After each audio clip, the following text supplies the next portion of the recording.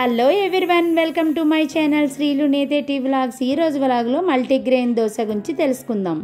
ముందుగా brown rice 2 కప్పులు, పెసలు 1/2 కప్పు, నెక్స్ట్ సజ్జలు 1/2 కప్ తీసుకోండి. ఇది బాడీని డీటాక్స్ చేస్తుంది. అరికెలు 1/2 కప్ తీసుకోండి, ఇదైతే వెయిట్ లాస్కి యూజ్ అవుతుంది.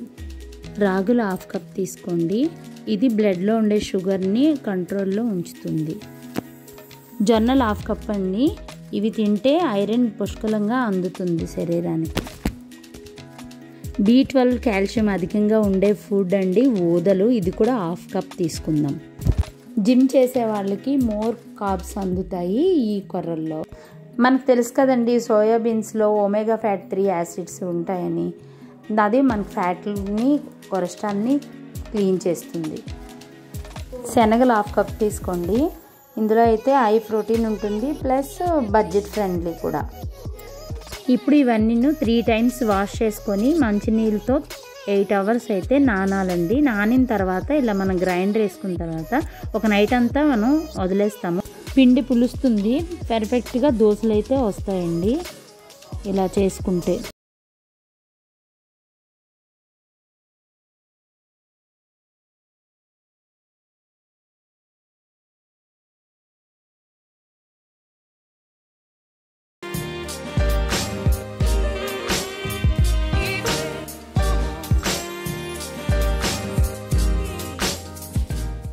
రెండు గరిటెల పిండితో దోశ వేసుకొని దానిపైన సన్నగా కట్ చేసిన ఉల్లిపాయలు, పచ్చిమిరపకాయలు, క్యారెట్, ఇవన్నీ మీకు ఇంట్రెస్ట్ ఉంటే ఇంకా జీలకర్ర అన్నీ వేసుకుంటే క్రిస్పీగా ఉంటాయండి దోశలు. మంచి టేస్ట్గా ఉంటాయి, హెల్తీగా ఉంటాయి.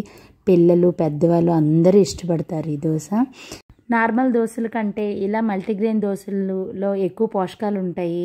అందరం ఇలా ట్రై చేద్దాం.